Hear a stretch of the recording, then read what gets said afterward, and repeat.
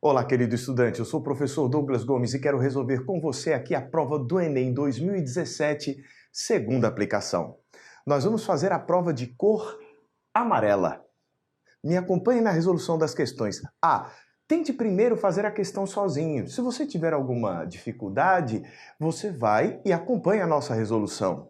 Nós vamos ler o enunciado, deixá-lo na tela para você, para que, depois de você tentar a sua solução, ver como nós resolvemos. Vou deixar os links com os times aqui dentro da descrição do vídeo, para que você consiga acompanhar cada questão no instante certo. Me acompanhe na leitura da questão de número 93. O debate a respeito da natureza da luz perdurou por séculos, oscilando entre a teoria corpuscular e a teoria ondulatória. No início do século XIX, Thomas Young, com a finalidade de auxiliar na discussão, realizou o experimento apresentado de forma simplificada na figura. Nele, um feixe de luz monocromático passa por dois anteparos, com fendas muito pequenas. No primeiro anteparo há uma fenda e no segundo, duas fendas. Ao passar pelo segundo conjunto de fendas, a luz forma um padrão com franjas claras e escuras. Com esse experimento, Young forneceu fortes argumentos para uma interpretação a respeito da natureza da luz baseada em uma teoria. Opção A, corpuscular, justificada pelo fato de, no experimento, a luz sofrer dispersão e refração. Opção B, corpuscular, justificada pelo fato de, no experimento, a luz sofrer dispersão e reflexão. Opção C, ondulatória, justificada pelo fato de, no experimento, a luz sofrer difração e polarização. Opção D, ondulatória, justificada pelo fato de, no experimento, a luz sofrer interferência e reflexão. Opção E, ondulatória, justificada pelo fato de, no experimento, a luz sofrer difração e interferência. Vou colocar uma ilustração aqui na lousa para que a gente consiga refletir a respeito deste questionamento.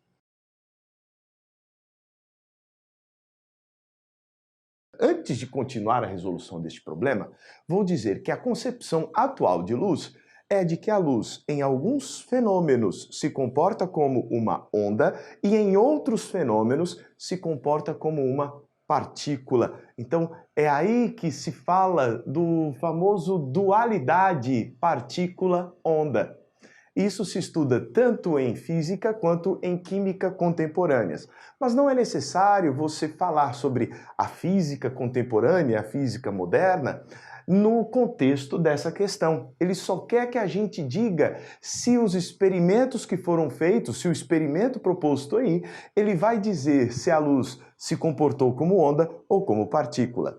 Observe que se fosse um monte de partículas jogadas, a propagação seria retilínea, seria essa uma interessante proposição, mas a onda, quando vai passar por uma fenda pequena, cujas dimensões são da ordem do comprimento de onda da luz, acaba acontecendo o fenômeno da difração.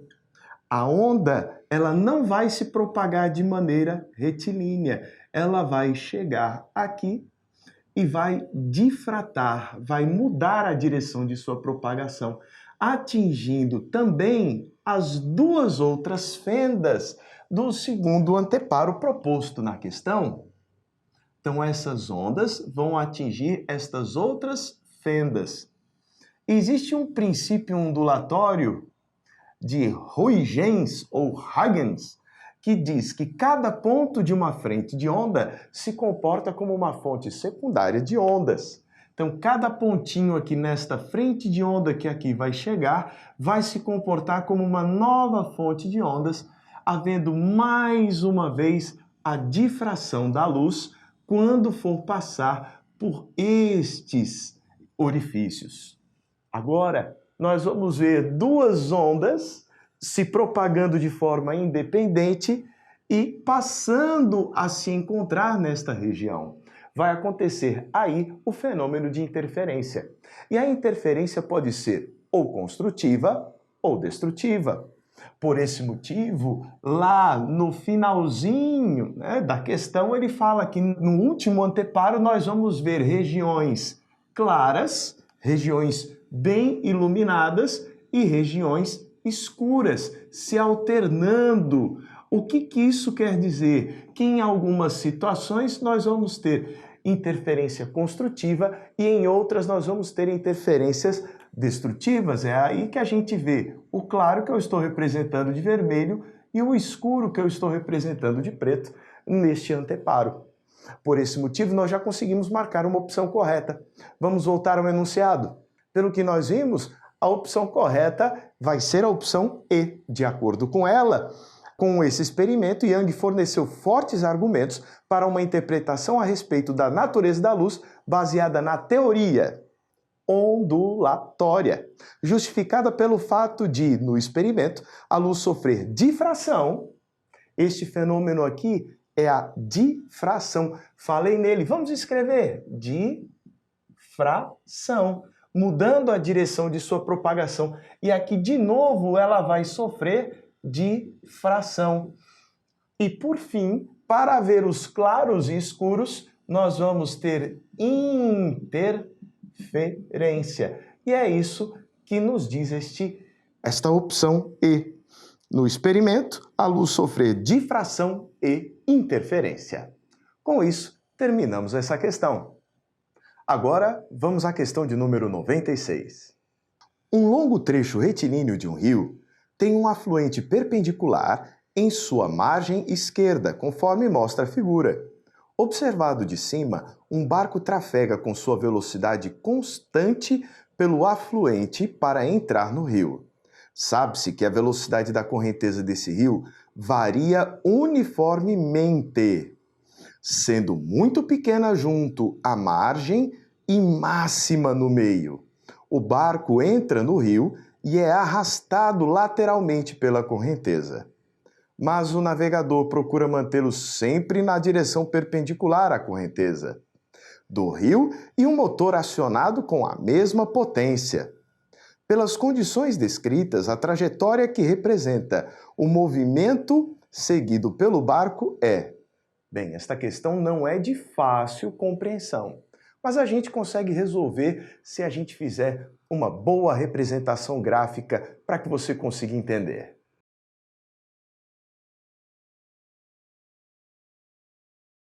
De acordo com o enunciado, a velocidade das águas vai aumentando à medida que a gente vai chegando ao centro do rio. Partindo aqui da margem, né? A gente vem de um afluente chegando ao rio principal, que é este rio mais calibroso. A gente, à medida que vai tentando atravessar, e o motorista da embarcação vai tentar manter o barco sempre perpendicular às margens, ele mesmo assim vai sendo arrastado por esta correnteza. E nós podemos dizer que a velocidade resultante do barco, né, em relação à terra, vai ser a velocidade do barco em relação às águas, mais a velocidade das águas, mas não é uma soma qualquer, é uma soma vetorial. Se a gente for fazer esta composição de movimentos, à medida que este barco vem adentrando o rio principal, ele vem sofrendo deste arrasto. Num primeiro instante, ele é arrastado um pouquinho. Num próximo intervalo de tempo, ele é arrastado ainda mais. Num outro intervalo de tempo, ele é arrastado mais. O que eu estou querendo dizer com isto? Na direção perpendicular à correnteza, ele vai percorrer distâncias iguais para intervalos de tempo iguais, já que a velocidade do barco em relação à água é constante. Por outro lado, à medida que ele vem tentando atravessar o rio, ele vai percorrendo distâncias cada vez maiores na direção deste rio, ó, na direção da correnteza do rio. Vou até dar uma ampliada aqui, porque essa última deve ser ainda um pouco maior, ajeitando aqui o nosso desenho. Então ele vai percorrendo distâncias cada vez maiores na direção horizontal por conta do aumento da velocidade das águas. Nós poderíamos até fazer essa representação aqui, ó, o VA aumentando, ficando cada vez maior e puxando o barco para a direita. Enquanto isso, a velocidade do barco em relação às águas não vai se modificando. Nós teríamos então de encontrar o vetor resultante. O vetor velocidade resultante seria este daqui. Note que ele vai mudando de direção. Por esse motivo, a trajetória está curva. E esta seria a opção que nós deveríamos buscar marcar. Vamos então atrás dessa opção? Pelo que vemos aqui, a opção correta, portanto, vai ser a opção D de dado. Vamos à leitura da próxima questão? Vamos à resolução da questão de número 99. Me acompanhe no enunciado. O osciloscópio é um instrumento que permite observar uma diferença de potencial, DDP, em um circuito elétrico em função do tempo ou em função de outra DDP. A leitura do sinal é feita em uma tela sob a forma de um gráfico tensão versus tempo. A frequência de oscilação do circuito elétrico estudado é mais próxima de opção A, 300 Hz, opção B, 250 Hz, opção C, 200 Hz, opção D, 150 Hz ou opção E, 125 Hz. Já deixei aqui na lousa a representação deste gráfico. Note que ele é repetitivo, ele fica indo e voltando, é um gráfico periódico. Agora, uma repetição não é apenas uma barriguinha para cima ou uma barriguinha para baixo. Uma repetição de uma função periódica é aquilo que vai se repetir mesmo, olha. Este pedaço da função é aquele pedaço que vai se repetir. A gente não tem mais dados aqui adiante, né? O nosso gráfico termina antes, mas eu poderia muito bem completar este gráfico para a gente ter mais um período. Seria algo parecido com isto daqui, ó. E assim a gente tem mais repetições desta mesma função. Esta daqui já seria uma segunda repetição. Note que é o mesmo que nós temos aqui na primeira parte. Então este é o elemento que se repete periodicamente. O período é este intervalo de tempo daqui para cá. E cuidado para não fazer bobagem. Professor, como assim para não fazer bobagem? Cada quadradinho deste daqui vale 1. Nós vamos ter aqui, portanto, 1, 2, 3, 4, 5, 6, 7, 8, 9. Nós estamos aqui na posição 9. E da posição 1 até a posição 9, 9 menos 1 são 8. O período vale 8. 8 segundos não. Neste gráfico, nós temos o tempo em milissegundos, ou seja, milésimos de segundo. Então, isso daqui são 8 milissegundos. Isso daqui são 8 dividido por 1000 segundos. Para a gente encontrar a frequência, é só inverter o período, porque nós temos uma oscilação a cada período. Me acompanhe aqui embaixo. A frequência F é uma oscilação por período. É uma oscilação a cada 8 milésimos de segundo. Isso quer dizer que são 1000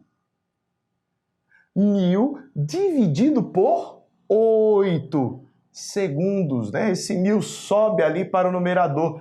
E o inverso de segundos são os tais hertz. Nós vamos aqui dividir 1000 por 8 e o resultado disso sabe quanto é? 125.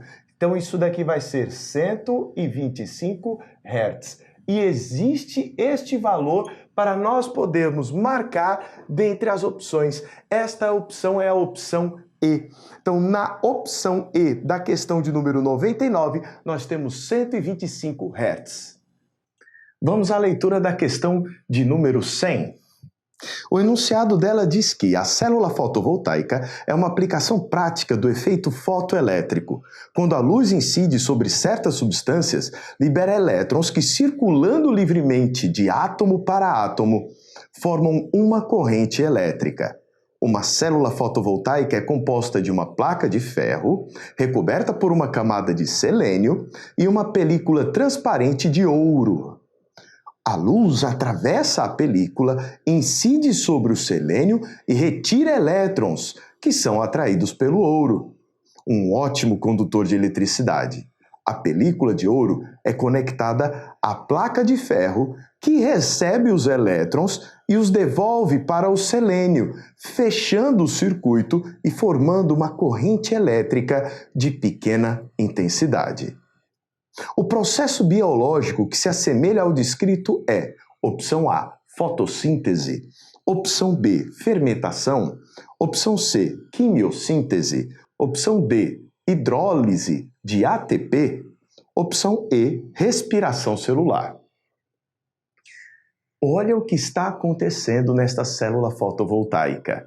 Nós estamos transformando energia luminosa dos fótons da luz que vem do Sol em energia elétrica. Nós estamos transformando energia luminosa em uma outra modalidade de energia. Onde é que biologicamente isso acontece? No fenômeno da fotossíntese. As plantas, elas recebem os fótons, a clorofila recebe os fótons e provocam transformação desta energia luminosa em outras modalidades de energia, sintetizando carboidratos. Por esse motivo, nós podemos dizer que o processo biológico que se assemelha ao descrito é opção A, fotossíntese. Vamos à leitura da próxima questão? Questão de número 101. Ao sintonizar uma estação de rádio AM, o ouvinte está selecionando apenas uma dentre as inúmeras frequências que chegam à antena receptora desse aparelho. Essa seleção acontece em razão da ressonância do circuito receptor com a onda que se propaga. O fenômeno físico abordado no texto é dependente de qual característica da onda. Este fenômeno da ressonância é sensacional. Mas como é que é feita a seleção da onda correta para ser sintonizada, daquela rádio correta que você quer ouvir? Você já deve ter ouvido muito falar no número da rádio, né? Se você estiver ouvindo uma rádio AM, você pode ter uma AM na frequência de, olha o nome, frequência de 810 kHz. Aquele número que aparece no painel é a frequência da onda, medida em kHz quando se fala de AM, ou medida em megahertz quando se fala de FM. Mas o tópico fundamental é a frequência.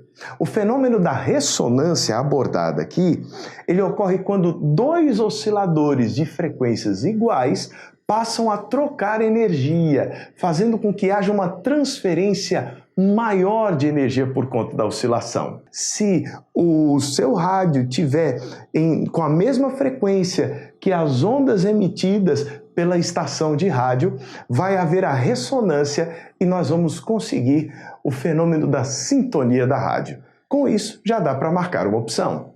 A opção correta, portanto, vai ser a frequência. O fenômeno físico abordado no texto é dependente de qual característica da onda? Da frequência. Vamos agora à resolução da questão de número 104. Me acompanhe. Sabe-se que a posição em que o Sol nasce ou se põe no horizonte muda de acordo com a estação do ano.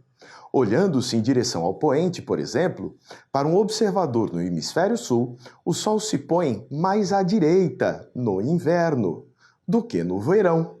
O fenômeno descrito deve-se à combinação de dois fatores: a inclinação do eixo de rotação terrestre e a opção A, precessão do periélio terrestre, opção B, translação da Terra em torno do Sol, opção C, nutação do eixo de rotação da Terra, opção D, Precessão do eixo de rotação da Terra.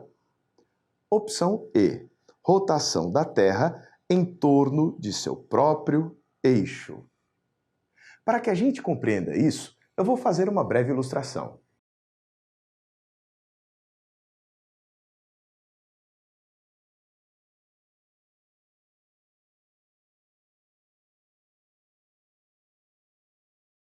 Nessa ilustração, eu acabei de representar o Sol e aqui o planeta Terra com o seu eixo de rotação. Quando nós estamos no verão, por exemplo, nós aqui no hemisfério sul recebemos diretamente, com uma inclinação de praticamente 90 graus, os raios solares. Se você estiver no Polo Sul, você vai ter uma incidência bem intensa durante a época do verão do hemisfério sul. Só que quando é verão no hemisfério sul, é inverno no hemisfério norte. Nós verificamos aqui que os raios passam, dependendo de onde você esteja, tangenciando. No Polo Norte, então, a escuridão é total.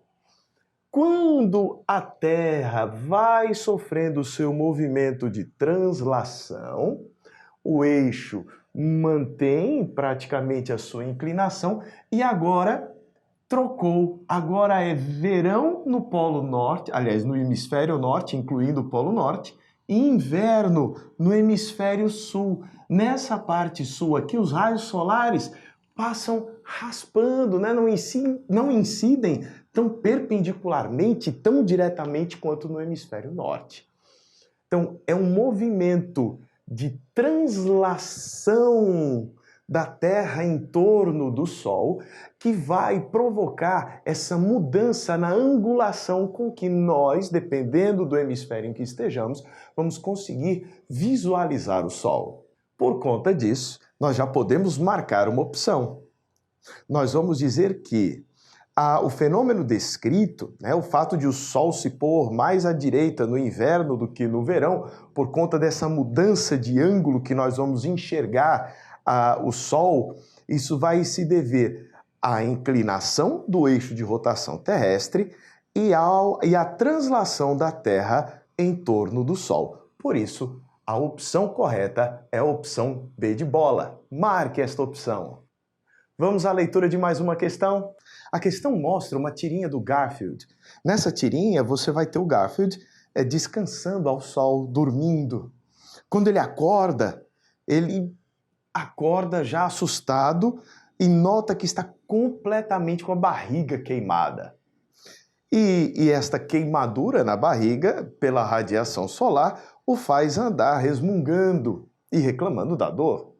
A faixa espectral da radiação solar, que contribui fortemente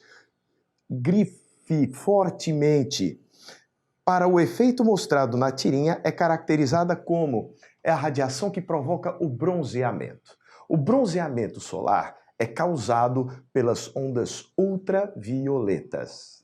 Tanto é que se você quer se precaver das radiações nocivas que podem queimar a sua pele, você deve usar protetor solar que vão combater essa radiação ultravioleta. A opção correta, então, que nós vamos marcar é a opção D de dado, a ultravioleta. Vamos à leitura agora da questão de número 109. Um estudante construiu um densímetro esquematizado na figura, utilizando um canudinho e massa de modelar. O instrumento foi calibrado com duas marcas de flutuação, utilizando água, marca A, e etanol, marca B, como referências. Em seguida, o densímetro foi usado para avaliar 5 amostras: vinagre, leite integral, gasolina sem álcool anidro, soro fisiológico e álcool comercial, 92,8 graus GL. Que amostra apresentará marca de flutuação entre os limites A e B? Meu querido estudante, aqui não é para você saber a densidade de tudo, de gasolina, de soro fisiológico, de leite integral. Você tem de saber que o álcool comercial, ele é uma mistura de álcool com água. Se você tiver isso em mente, a densidade de uma mistura de água com álcool sem água, que é o chamado álcool anidro, vai ter uma densidade intermediária entre a densidade da água pura e do álcool puro. Então, o álcool comercial é uma mistura de água e álcool. Por esse motivo, ele vai ter uma densidade intermediária entre essas duas coisas. Mais uma vez, vou esquematizar na lousa.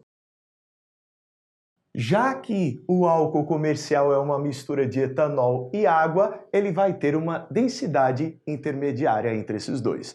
Por isso, nós vamos marcar como opção correta a opção E, onde nós temos o álcool comercial.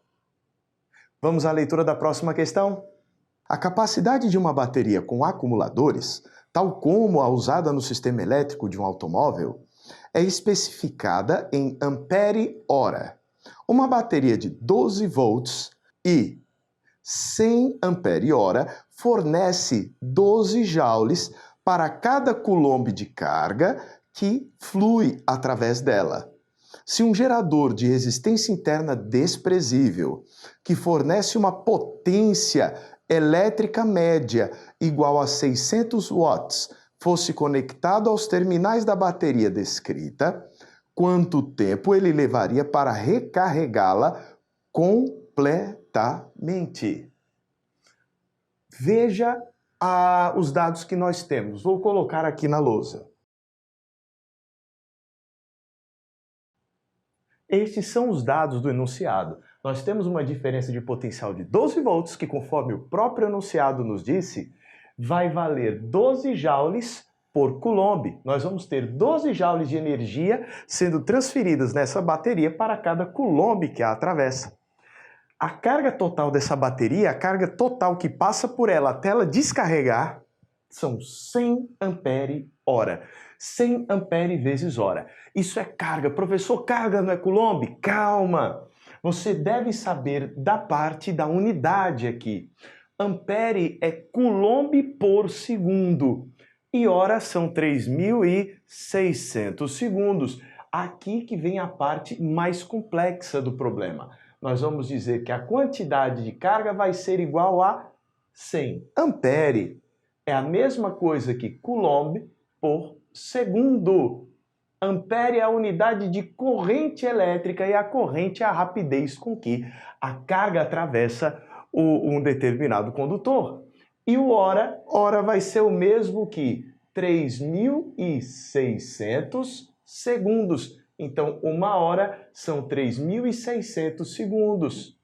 Com esta conta, nós já sabemos quanto de carga está envolvido. Agora nós podemos calcular a energia. Porque se eu sei que são 12 joules para cada coulomb, quantos joules serão para estes 100 vezes 3.600 coulombs? A gente pode até cancelar este com este. Vamos primeiro fazer essa conta para ficar mais interessante. O resultado disso daqui vai ser 3600,00.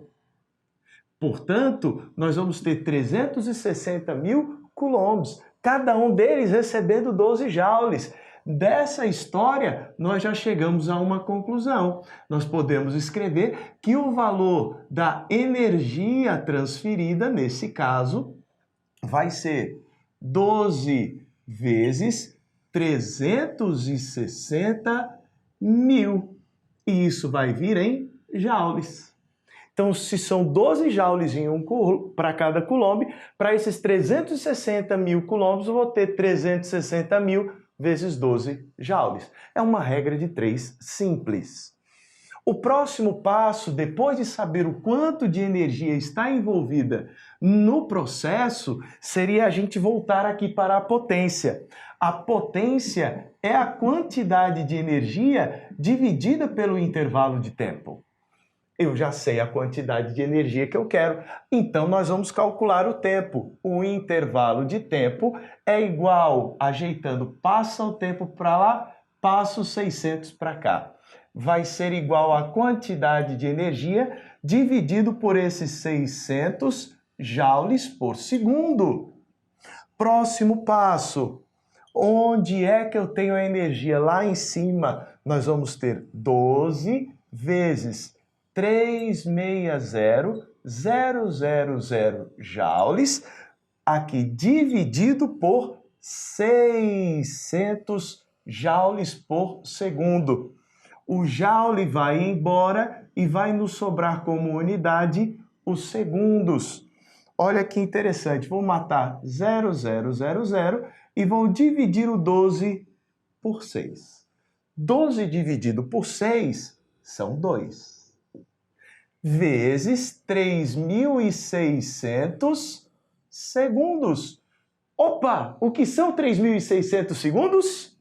1 hora, oh, que alegria! Então, 2 vezes 3.600 segundos, 2 horas. Então, um carregador, para conseguir carregar completamente essa bateria, vai precisar de 2 horas plugado na tomada.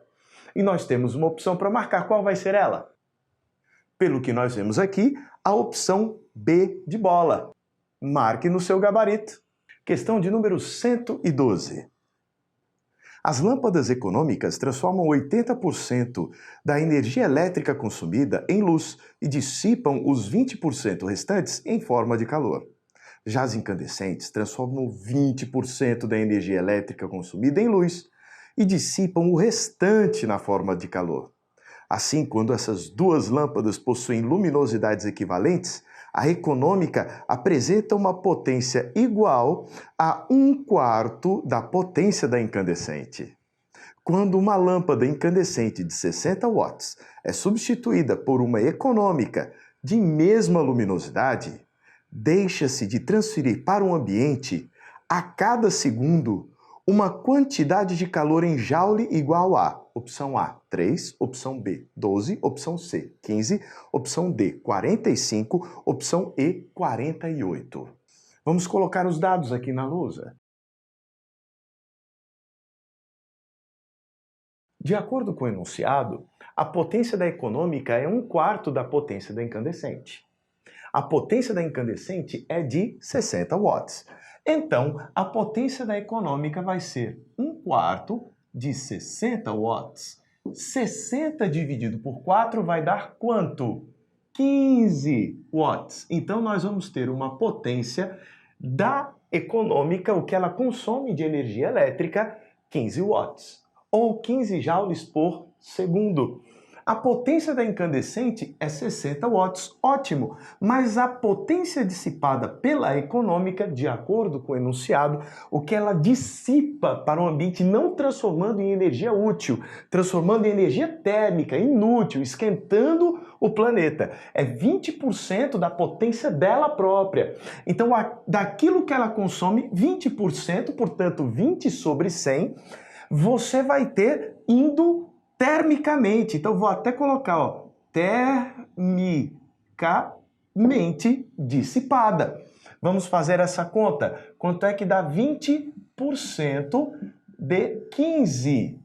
Nós vamos fazer essa conta. 2 vezes 15, 30. 300 dividido por 100, nós vamos ter igual a 3 watts. Então, uma econômica, ela dissipa 3 watts. Enquanto isso, a incandescente vai dissipar 80% da potência dela. Quanto é que seriam 80% daqueles 60? Vamos cancelar logo esses dois zeros. 6 vezes 8, 48 watts. Então, a cada segundo, nós temos, no caso da econômica, uma dissipação de 3 joules e no caso da incandescente, uma dissipação de 48 joules a cada segundo. Mas qual é a pergunta que nos foi feita? De acordo aqui com o enunciado, ele diz o seguinte: quando uma lâmpada incandescente é substituída por uma econômica de mesma luminosidade, deixa-se de transferir para o ambiente a cada segundo que quantidade de calor?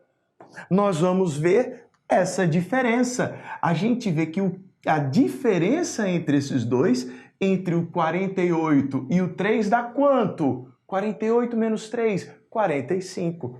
Então, nós vamos ter uma diferença de 45 watts, ou como preferir 45 joules por segundo.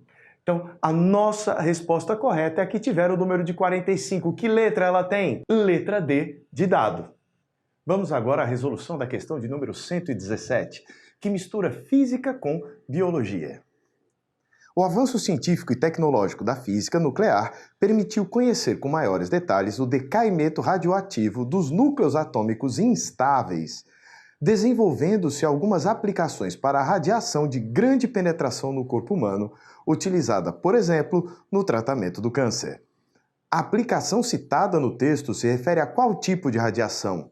Opção A, beta, opção B, alfa, opção C, gama, opção D, raios X ou opção E, ultravioleta.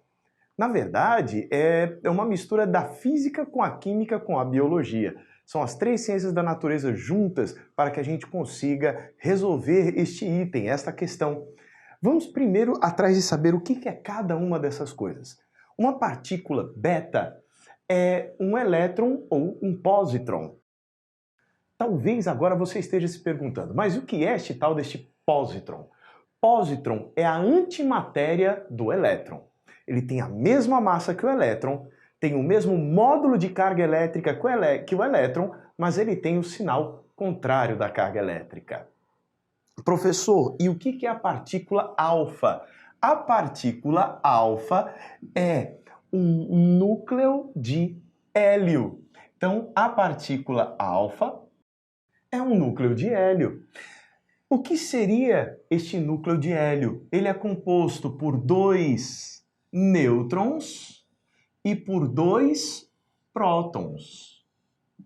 Ao passo que o elétron seria uma carguinha bem pequena, né, com massa, o tamanho, as dimensões dela são pequenas, e o pósitron também pequeno, pouca massa, né, bem menos massa do que os núcleons, né, os constituintes do núcleo. E nós temos também aqui a radiação gama.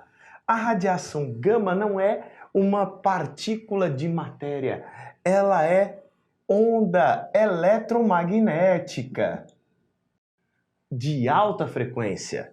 Professor, e o que são os raios X e os raios ultravioleta? Também são ondas eletromagnéticas. Agora vem a parte interessante. O que diferencia cada uma dessas ondas eletromagnéticas? A diferença é a seguinte, é a frequência. Lembra que eu disse que o gama tem alta frequência? Eu vou mudar o adjetivo. Eu vou trocar o alta por altíssima frequência, se comparado ao raio-x e ao ultravioleta. O do raio-x é alta e bastante alta, e esta ultravioleta ela é menos alta, não tão alta quanto o raio-x. Então, não tão alta. O que é que acontece fisicamente? Quanto maior a frequência da radiação, maior é o poder que ela vai ter de penetrar em algum material. As radiações aqui, alfa e beta, são constituídas de matéria. Para a matéria penetrar em um tecido é muito diferente, porque tem grandes dimensões, tem massa, não tem uma penetrabilidade tão grande. Não é fácil você ter um poder de penetração com as partículas alfa e beta, são pequenos esses poderes.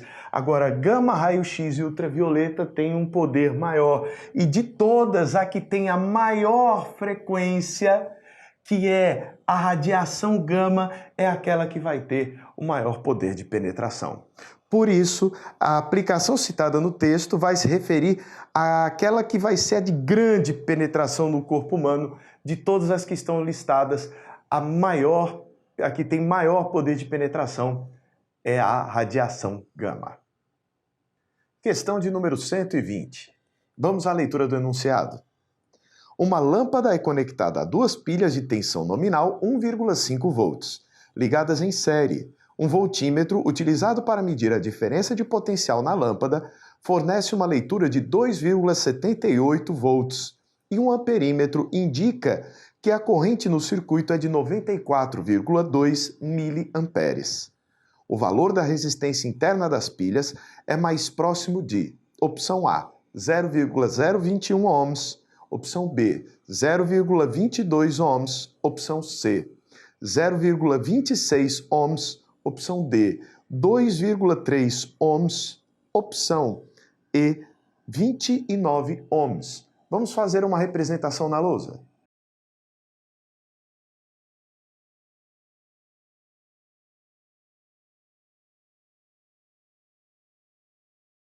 Pelo que o anunciado nos disse, nós vamos ter duas pilhas em série, cada uma de 1,5 volts.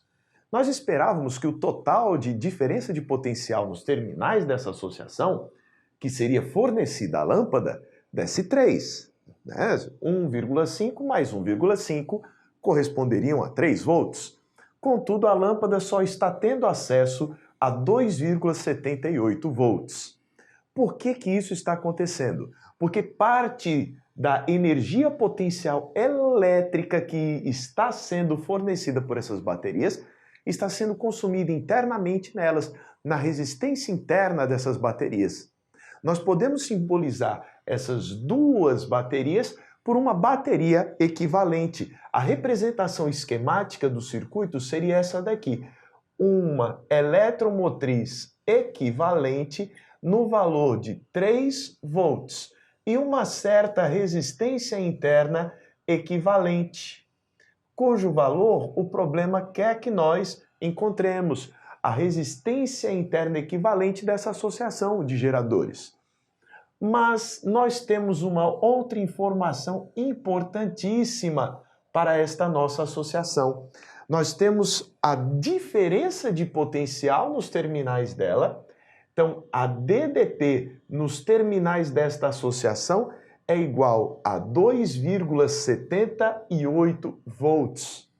E sabemos a corrente, porque a corrente que vai passar aqui pela lâmpada é a mesma corrente que está vindo aqui dessa nossa associação, que está passando por ambas as pilhas, ambos os geradores. Então eu sei o valor desta corrente aqui. O valor é igual a 94,2, ou seja, 94,2 milésimos de ampere ou miliampere. A equação que você deve ter estudado a respeito dos geradores é a seguinte: a DDP nos terminais do gerador é igual à eletromotriz menos a resistência interna vezes a corrente. Como nós temos uma associação, vou colocar a eletromotriz equivalente menos a resistência interna equivalente vezes a corrente. A DDP nos terminais é 2,78 volts. A eletromotriz equivalente seriam 3 volts. A resistência interna equivalente eu não sei, mas eu sei que a corrente que passa por isso tudo é 94,2 milésimos de ampere. Nosso grande desafio vai ser resolver esta conta passando esse 2,78 para lá. 3 menos esses 2,78 vai ser igual a 0,22. Passa o R equivalente multiplicado por aquela fração para o lado de cá, fica R equivalente vezes 94,2 sobre 1000. 1000 vezes 0,22, a gente já sabe que vai dar 220 dividido por 94,2. É praticamente 200 dividido por 100, vai dar aproximadamente 2. Das opções que nós temos aqui para marcar, a que nos dá um valor próximo de 2 é a opção D de dado. Então, este valor deve ser aproximadamente igual a 2,3 ohms. As outras opções estão bem longe deste valor. E com isso, nós terminamos mais uma questão. Vamos agora à resolução da questão de número 123. Acompanhe a leitura do enunciado. A figura mostra a bateria de um computador portátil, a qual necessita de uma corrente elétrica de 2 amperes para funcionar corretamente. Quando a bateria está completamente carregada, o tempo máximo em minuto que esse notebook pode ser usado antes que ela descarregue completamente é: opção A, 24,4, opção B, 36,7, opção C, 132, opção D, 333 ou opção E, 528. Este enunciado ele apresenta uma imprecisão. Não necessariamente a corrente de carga é a mesma corrente de descarga, mas nós vamos fazer de conta que vai ser a mesma. Neste problema, nós vamos precisar aproximar a imagem e verificar qual é o valor da tensão, que são 11,1 volts, da carga que ela vai ter, 4.400 mAh, e da energia que ela vai também possuir, 48,84 Wh. Vamos colocar isso na lousa. Apesar de termos bastantes dados, nós só vamos fazer uso de dois para resolver esse problema.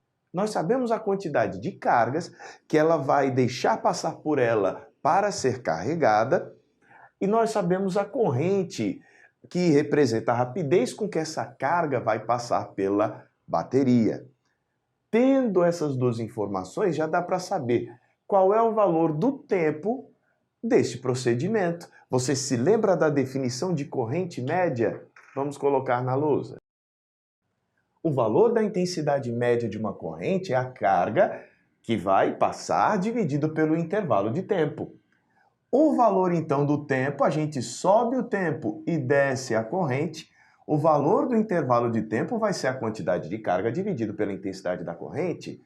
Fazendo a substituição, nós vamos poder escrever que este intervalo de tempo vai ser de 4.400 mAh dividido pela corrente, que vale 2 amperes. Cuidado com as unidades. O Enem agora está dando uma ênfase no estudo das unidades. Nós vamos cancelar os amperes. Podemos até fazer uma divisão desses 4.400 por 2. Nós vamos ter 2.200, mas vão sobrar milihora. Este mili significa milésimo. Miliampere é milésimo de ampere. Milihora, neste caso, vai representar o milésimo de hora. Isso significa que se são 2.200 milésimos, são 2,2 horas. 2,2 horas será a resposta desse problema. Com isso, nós conseguimos calcular o valor em minutos, que é o que está sendo pedido no problema. Cada hora tem 60 minutos. E o resultado desta conta será 132 minutos. Com isso, nós conseguimos marcar a opção correta, que é a opção C de casa. Vamos agora à leitura da questão 124. Rudolf Diesel patenteou um motor a combustão interna de elevada eficiência, cujo ciclo está esquematizado no diagrama pressão versus volume. O ciclo diesel é composto por 4 etapas, 2 das quais são transformações adiabáticas. O motor de diesel é caracterizado pela compressão de ar apenas, com injeção do combustível no final. No ciclo diesel, o calor é absorvido em opção A, AB e CD, pois em ambos ocorre a realização de trabalho. Opção B, AB e BC, pois em ambos ocorre elevação da temperatura.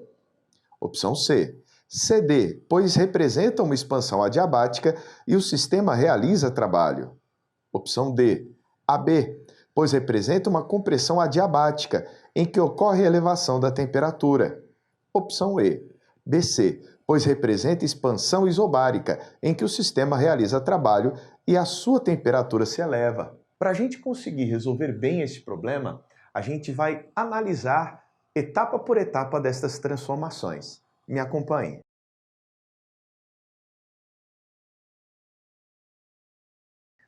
Esta primeira transformação de A até B é chamada compressão adiabática. E você fala, professor Douglas, como é que o senhor sabe que isso daí é uma compressão adiabática. De onde é que vem essa ideia? A ideia vem da seguinte: quando a gente tem um diagrama pressão versus volume, essa curva que nos parece uma hipérbole só vai poder, nessa questão, ser adiabática, porque o problema disse que havia duas transformações adiabáticas e só há duas curvas no nosso desenho. Isso quer dizer que essas duas curvas são adiabáticas. Em algumas outras situações, você até poderia confundir com uma isotérmica, mas não é o caso, né? Não há transformações isotérmicas nesse gráfico, então as curvas que a gente tem são curvas de transformação adiabática. Mas o que isso quer dizer? Sem troca de calor. Mas o que está acontecendo nessa transformação de A para B? Na compressão adiabática, só há uma maneira de se transferir energia, que é através da realização de trabalho. Na hora que ele é comprimido, esse gás, é realizado um trabalho sobre ele e, por isso, a quantidade de energia dele vai aumentar. Veja isso.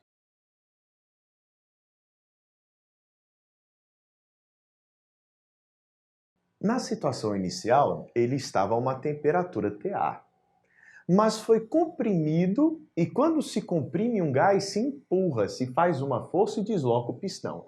Se você faz força e imprime um deslocamento, você realiza trabalho.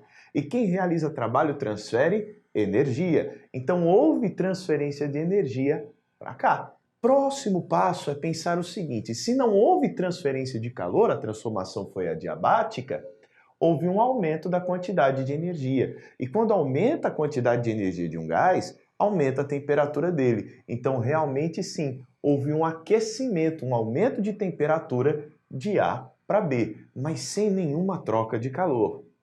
Por outro lado, depois da transformação AB, vai acontecer a transformação BC. Esta transformação BC é nitidamente uma transformação em que está constante a pressão. A pressão no estado B e no estado C vão ter o mesmo valor. E, além disso, a gente pode verificar que o volume aumentou. O volume VB é menor que o volume VC. Então, nesta transformação de B para C, aconteceu um aumento do volume. É uma expansão isobárica. Vamos colocar essas características aqui. Agora, de B para C, nós vamos de um volume menor para um volume maior. Ele está com volume maior. Mas, se ele se expandiu, esse gás empurrou este êmbolo. E se ele empurrou o êmbolo, ele realizou trabalho. Quem realiza trabalho perde energia. Então, esse gás vai ter transferido energia aqui para o êmbolo na hora que o empurrou.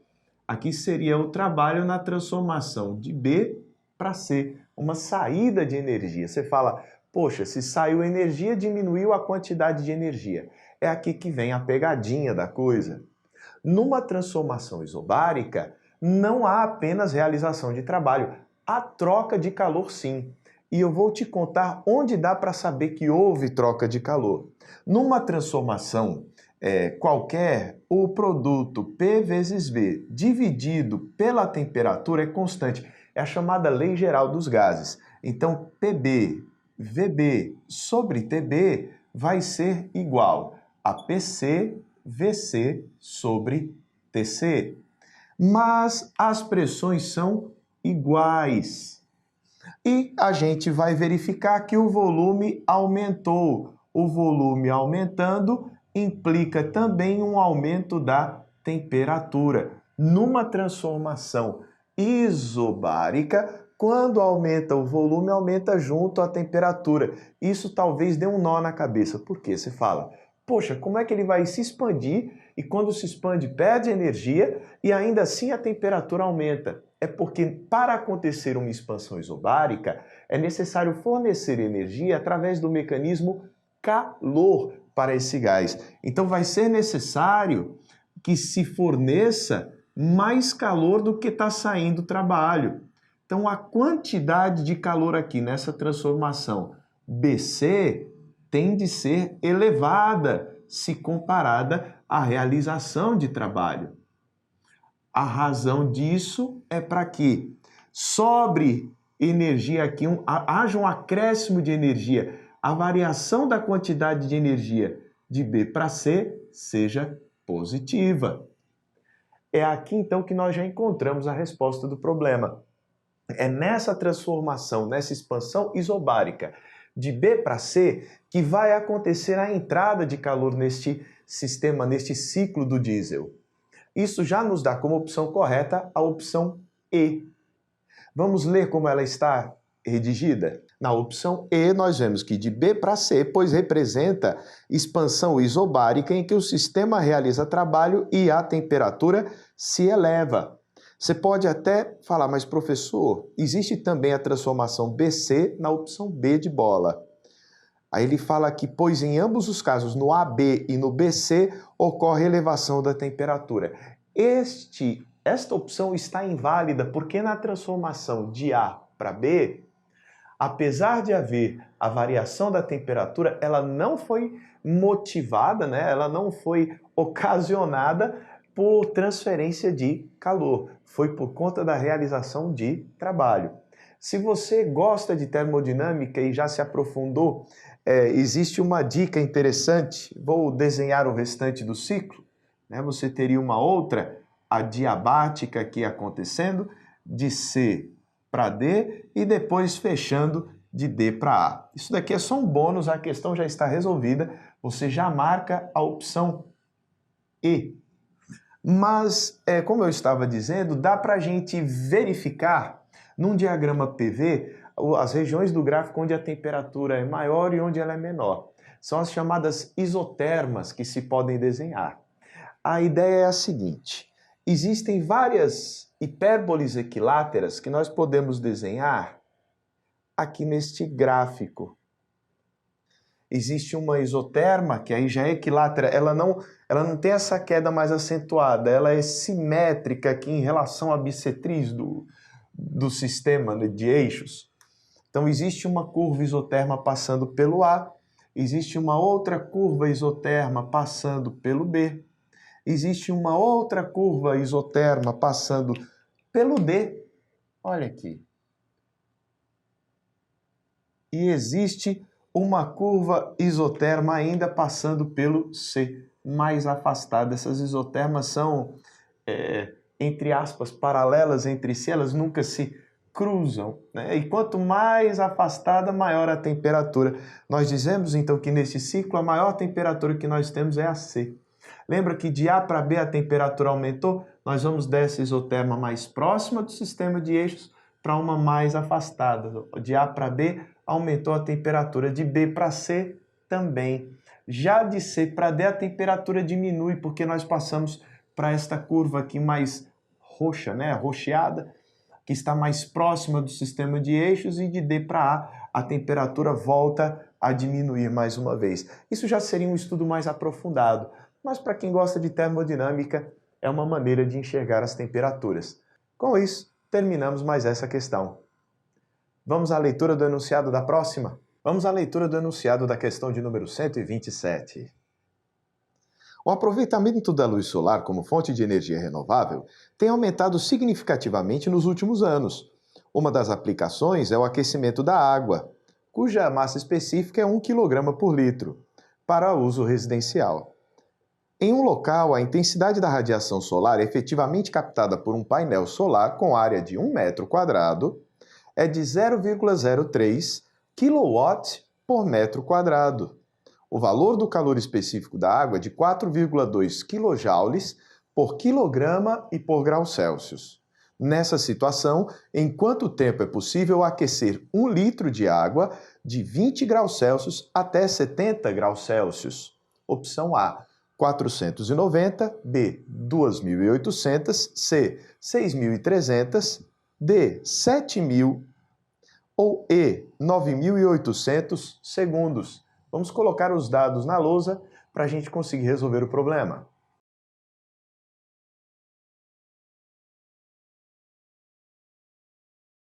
Os dados que nós temos são esses: densidade da água, a área do painel, a intensidade, o volume de água, o aumento da temperatura da água, né, de 20 a 70 graus Celsius, isso já vai dar um aumento de 50 graus Celsius, é só fazer a subtração, não é mesmo? E conhecemos o calor específico da água. A ideia é a seguinte: quanto tempo vai ser necessário para que a gente consiga isso? Ele quer um intervalo de tempo em segundos. Para a gente fazer essa conta, primeira coisa é juntar essas duas informações, a da intensidade e a da área. Pela própria unidade da intensidade, veja, a intensidade é de 0,03 kW por metro quadrado. Metro quadrado é a área. A gente pode até dizer, então, que a intensidade é a razão entre a potência e a área. Sabendo que o valor desta área é igual a 1, nós conseguimos calcular a potência.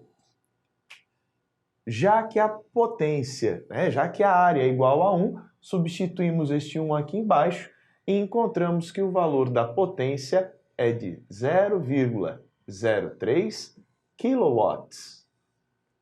Se é por metro quadrado, eu só tenho 1 metro quadrado, isso fica até razoável de a gente enxergar. O próximo passo é ir atrás do tempo. Esta potência vai representar a quantidade de energia que vai ser fornecida à água, através do processo chamado calor, dividido pelo intervalo de tempo. Olha o tempo que a gente quer medir aparecendo neste problema. Agora, outra história, e a quantidade de calor? A quantidade de calor também é sua conhecida, é mc ΔT. Professor, e a massa? Calma. Se a densidade da água é 1 kg por litro e o volume de água que eu tenho é de 1 litro, dá para a gente saber a massa de água aqui envolvida. A massa de água vai ser, portanto, a densidade ou massa específica da água vezes o volume da água. E se você multiplicar 1 por 1, o seu resultado vai ser 1. Nós vamos ter 1 kg de massa de água. Dá para calcular bonitinho o valor da quantidade de calor. Vamos fazer isso daqui? Usando esses dados aqui de baixo, dá para a gente dizer que a quantidade de calor é igual a m vezes c vezes ΔT. A nossa quantidade de calor, então, vai ser 1 kg. O valor do calor específico, 4,2 kJ por quilograma graus Celsius. E o aumento de temperatura, 50. Está aí. Então, a quantidade de calor vai ser 5 vezes 42. 5 vezes 2 são 10. Vai 1. 5 vezes 4, 20. Com 1, 21. Vai dar 210. Aí vocês perguntam, mas que unidade vai ser esta? Vai ser a unidade de quilojoule. Ó. A gente vai trabalhar com o quilojoule. Perfeito! Com isso, já dá para retornarmos àquela expressão. Então, nós vamos pegar este resultado, que é a quantidade de calor, e vamos unir a este outro aqui, que relaciona a quantidade de calor ao tempo. E vamos colocar todo mundo juntinho ali em cima. 0,03 kW. Kilowatt é a mesma coisa que quilojoule por segundo. Vai ser igual a 210 quilojoules dividido pelo nosso intervalo de tempo. Olha que alegria! Esses quilojoules cancelam com aqueles. E a nossa resposta vai sair em segundos. O valor deste intervalo de tempo vai ser 210 dividido por 0,03, isso daqui em segundos. 210 dividido por 3, 70. Então aqui, 70, mais os dois zeros aqui, resultantes da movimentação da vírgula, vai nos dar um intervalo de tempo de 7.000 segundos. E com isso, nós já conseguimos marcar a opção correta. voltando aqui ao enunciado, né, a lista de opções, a nossa opção correta vai ser, portanto, o item D de dado. E assim terminamos mais essa questão. Vamos à leitura da próxima. Questão 131. A aquisição de um telescópio deve levar em consideração diversos fatores, entre os quais estão o aumento angular, a resolução ou poder de separação e a magnitude limite. O aumento angular informa quantas vezes mais próximo de nós percebemos o objeto observado e é calculado como sendo a razão entre as distâncias focais da objetiva, f1, e da ocular, f2.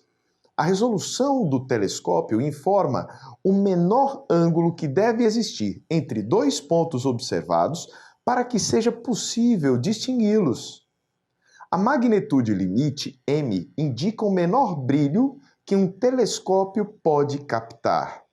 Os valores numéricos de P e M estão calculados pelas expressões P é igual a 12 dividido por D e M é igual a 7,1 mais 5 vezes o logaritmo de D, em que D é o valor numérico do diâmetro da objetiva do telescópio expresso em centímetro.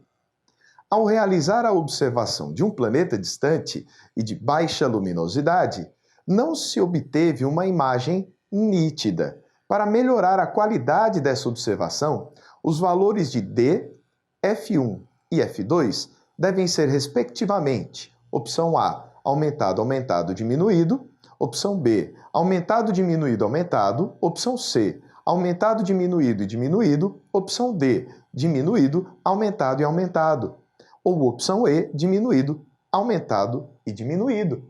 Eu vou colocar estas equações que foram fornecidas e as observações na lousa.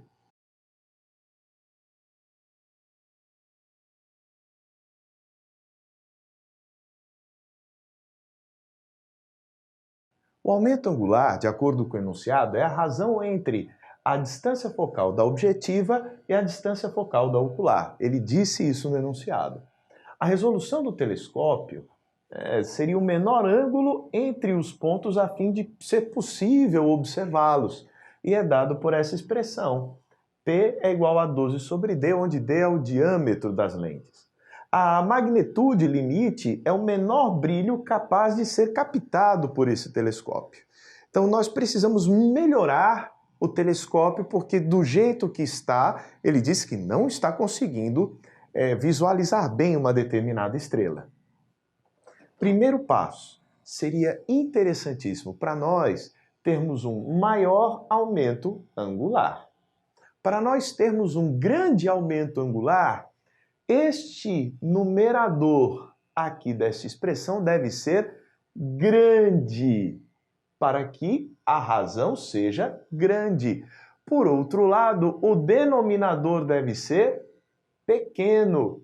Então, para melhorar a resolução deste equipamento, seria interessante aumentar a distância focal f1 e diminuir a f2, porque se eu aumento o numerador e diminuo o denominador, eu vou aumentar o resultado desta equação, né? O resultado desta conta, desta razão que está sendo feita. Por outro lado, ele está falando da resolução. A gente também precisa melhorar esta resolução. Agora, melhorar a resolução significa deixá-la grande ou pequena? A resolução é o menor ângulo entre dois pontos a fim de que nós consigamos ver. A resolução é tão melhor quanto menor for a distância entre os pontos que eu possa ver. Professor, eu não entendi. É aqui que a questão fica complicada. É o problema da lógica e da língua portuguesa também que vai chegar aqui. Um bom telescópio seria aquele que me permitisse ver.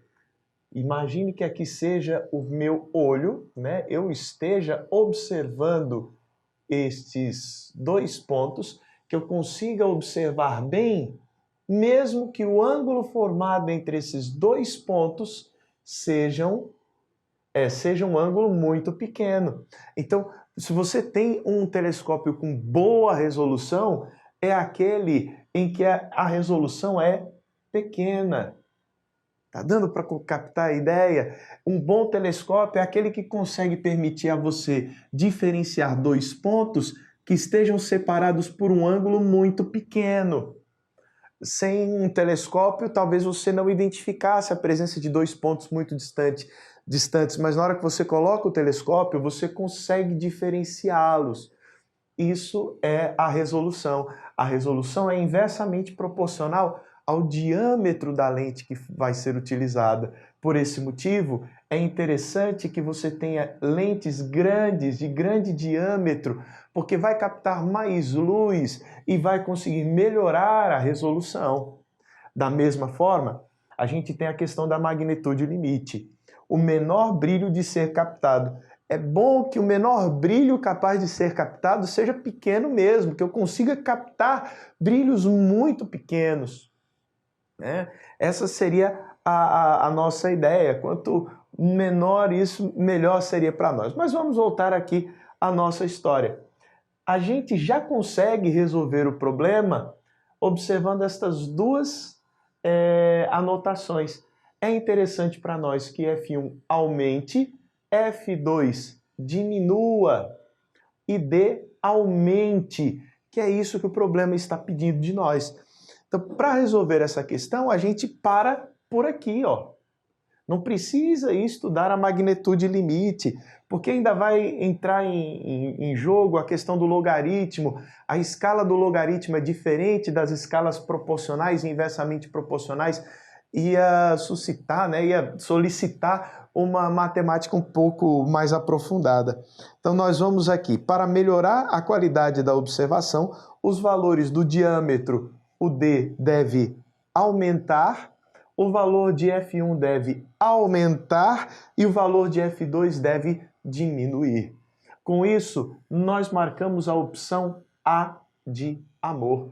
E aqui termina a nossa questão. Vamos à leitura da próxima? Questão de número 132. As especificações de um chuveiro elétrico são: potência de 4.000 watts, consumo máximo mensal de 21,6 kWh e vazão máxima de 2 litros por minuto. Em um mês, durante os banhos, esse chuveiro foi usado com vazão máxima, consumindo o máximo de energia especificado. O calor específico da água é de 4.200 joules por quilograma e por grau Celsius, e sua densidade é igual a 1 kg por litro. A variação da temperatura da água usada nesses banhos foi mais próxima de: opção A, 16, B, 19, C, 37, D, 57 ou E, 60 graus Celsius. Vamos colocar os dados na lousa para começar a resolução. Nessa questão é fornecido mais dados do que o necessário para obter a resposta correta. Mas de qualquer forma, a gente vai conseguir resolver mesmo com este excesso de dados. Nenhum dado contradiz outro. Eu vou escolher ignorar esta quantidade de energia que vai ser consumida no mês, porque eu vou conseguir resolver o problema com as demais informações. Nosso problema maior agora é ajustar as unidades para que nada se misture incorretamente. Não se esqueça do fato de que watt é o mesmo que joule por segundo. Então, se eu for usar um tempo, este tempo deve ser usado em segundos. Então, esses 3 litros por minuto vão se transformar 3 litros, em 3 litros a cada 60 segundos, já que cada minuto equivale a 60 segundos. Outra informação, eu sei o volume pelo intervalo de tempo. Agora, eu posso saber a massa pelo intervalo de tempo, já que eu conheço a densidade ou massa específica aqui da água. Então, nós vamos fazer uso disso daqui. Como é que a gente resolve? Se o volume sobre o tempo é 3 litros a cada 60 segundos, eu posso escrever que a massa sobre o intervalo de tempo vai ser igual a 3 quilogramas a cada 60 segundos, já que cada litro de água tem 1 quilo de massa. A nossa próxima equação vai ser a equação da potência. Você sabe que potência nada mais é do que a quantidade de energia que dessa vez vai ser transferida para a água através do mecanismo calor, dividido pelo intervalo de tempo. A quantidade de energia que vai para a água é mc delta T maiúsculo. Eu vou usar o T maiúsculo para temperatura, enquanto usava o T minúsculo para tempo. Então, o T minúsculo é para tempo, o T maiúsculo para temperatura. Na hora que a gente olha para essa expressão, já dá para perceber que já temos tudo. Temos a potência, 4.000 watts, nós temos a massa dividida pelo intervalo de tempo, olha aqui, 3 dividido por 60, temos também o calor específico, 4.200, olha que alegria aqui, e nos fica faltando apenas o aumento de temperatura, que é o que o problema está pedindo. Fazendo então as substituições, nós vamos escrever que 4.000 vai ser igual a 3 sobre 60 vezes 4.200.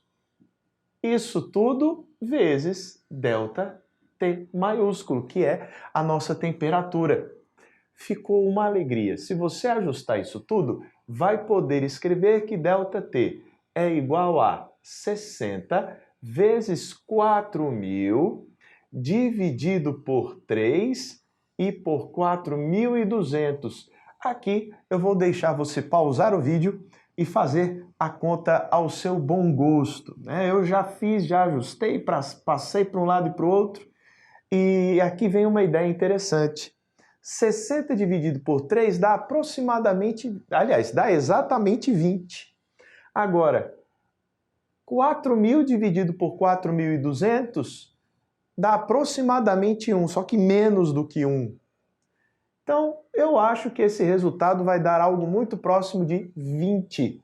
Se você for fazer a conta, deve encontrar um valor em torno de 19 graus Celsius, que consta em uma opção para você marcar. Então, a opção que a gente vai marcar como correta é a opção B de bola. E assim, terminamos essa nossa questão. Se você gostou do nosso vídeo de resolução de questões do Enem, por favor, deixe o seu joinha, dê o seu like. Se você quiser mais vídeos sobre física para acompanhar outros assuntos, se inscreva no nosso canal. Vai ser uma enorme alegria ter você do nosso lado. Então te aguardo em um próximo vídeo. Até lá!